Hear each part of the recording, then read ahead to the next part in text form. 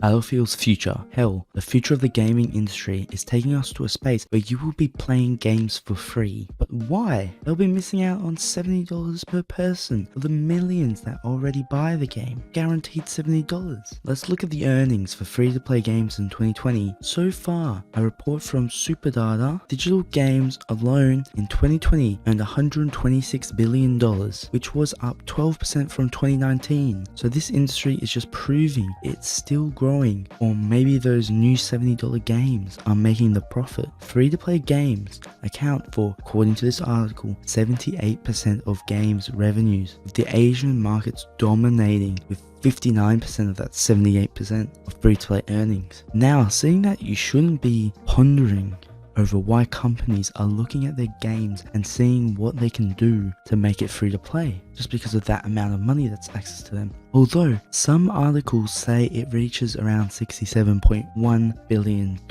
in revenue, but from that 78% before, it equates to around $99 billion of 126. It's crazy. Free-to-play games are making more money than games with a purchase barrier and customizable features. How does that make sense? You pay $70, don't you? It's a lot of money, $70. Here's a fun fact you'd enjoy. Video games are increasingly tapping psychologists' expertise to make games even more compelling, challenging, and fun. How fun's that? They hire people to keep you playing games, and I have no doubt they pay the same people to provide guidance on pricing, colors, and UI design to make things more enticing. It's literally people's jobs to add to the likelihood of you purchasing money on a game, whether that be from cosmetics, time savers, or even actual weapons/equipment. People actually get paid to figure out ways on how to make them more money for the company. You know that you are most likely to spend more money on a free-to-play game than on a paid game.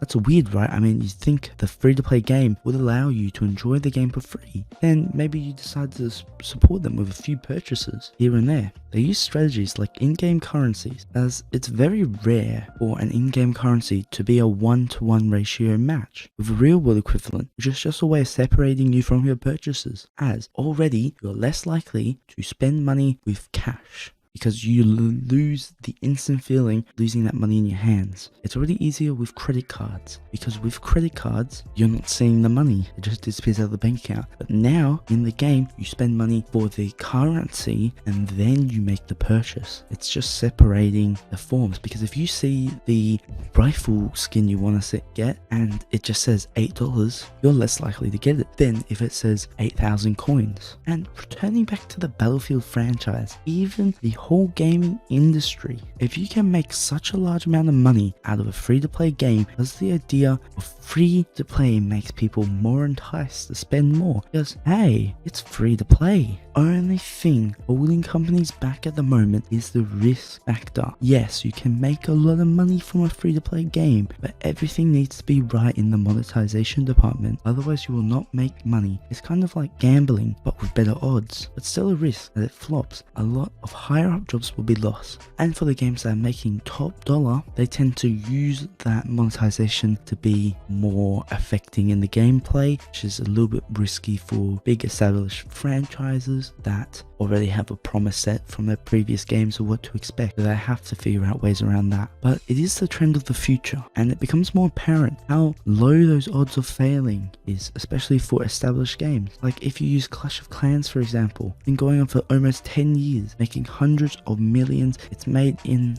upwards of $1 billion. That's a lot of money, and that's just a mobile game.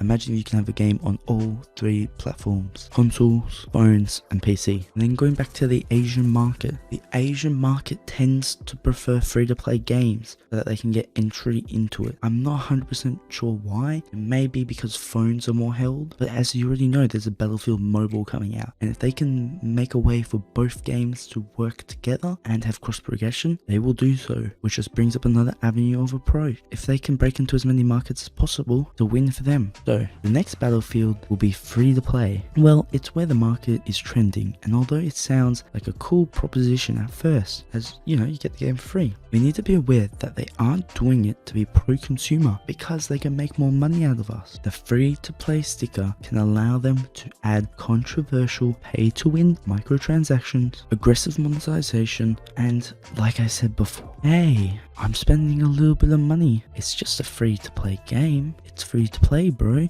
I didn't spend money before, so I want to spend money now. Oh, I want to support these developers because it's free to play, and then you end up spending hundreds of dollars. I think everyone has found an experience like that where they've sunk a little bit too much money into a game. You might be one of the lucky few, but I can tell you there's a lot of people out there that have spent money on microtransactions, and I'm unfortunately one of them.